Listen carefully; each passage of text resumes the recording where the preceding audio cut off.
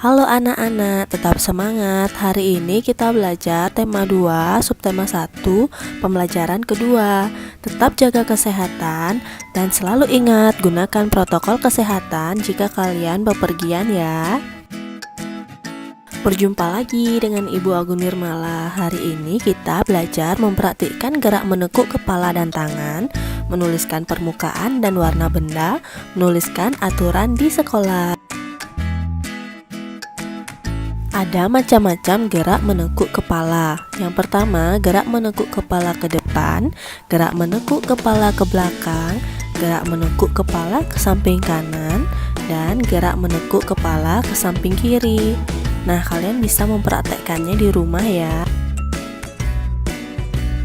Selain macam-macam gerak menekuk kepala, ada juga macam-macam gerak menekuk tangan.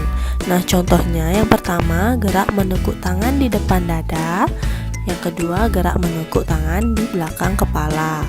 Kalian bisa lihat contohnya ya. Ada dua jenis permukaan pada benda, yaitu permukaan kasar dan permukaan halus. Permukaan kasar adalah permukaan benda yang tidak rata, banyak tonjolan dan tidak licin. Sedangkan permukaan halus adalah permukaan benda yang rata dan licin dan bila dipegang terasa nyaman. Ada beberapa contoh permukaan benda yang halus. Nah, ada contohnya kertas. Kertas memiliki banyak warna. Lalu ada kaca, kaca berwarna bening. Ada kapas, kapas berwarna putih, dan ada juga semangka. Semangka berwarna hijau. Ada beberapa contoh permukaan benda yang kasar. Contohnya ada batu kerikil, biasanya batu kerikil berwarna abu-abu. Ada keset yang lebih banyak berwarna coklat. Ada spons cuci piring. Nah, dan ada salak. Salak berwarna coklat. Ada banyak aturan yang harus kita taati. Ada aturan di rumah, di sekolah, dan di lingkungan bermain. Aturan yang paling pertama kita harus taati adalah aturan di rumah. Setelah itu aturan di sekolah saat kita melakukan kegiatan belajar, dan ada aturan di lingkungan bermain saat kita sedang bermain bersama teman. Nah, menurut kalian apa saja aturan di sekolah? Ada beberapa contoh aturan di sekolah. Yang pertama, datang ke sekolah tepat waktu, lalu mengerjakan tugas piket sesuai jadwal. Yang ketiga, mengenakan seragam sekolah dengan lengkap. Nah, aturan di sekolah harus ditaati oleh seluruh warga sekolah.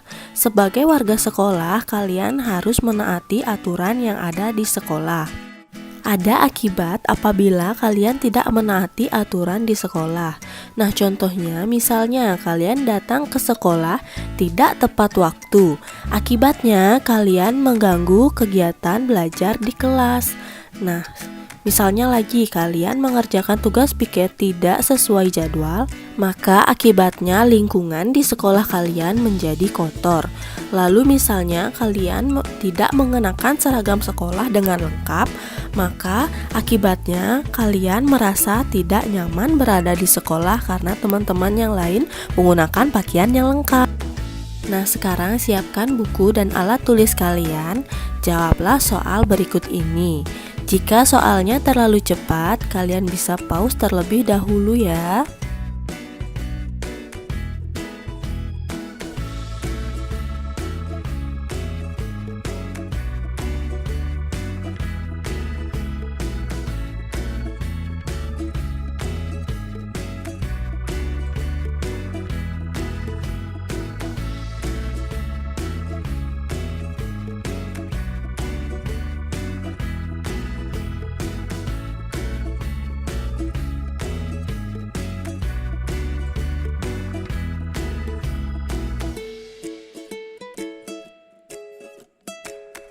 Semangat mengerjakan tugas dan ingat selalu jaga kesehatan ya anak-anak. Tetap semangat.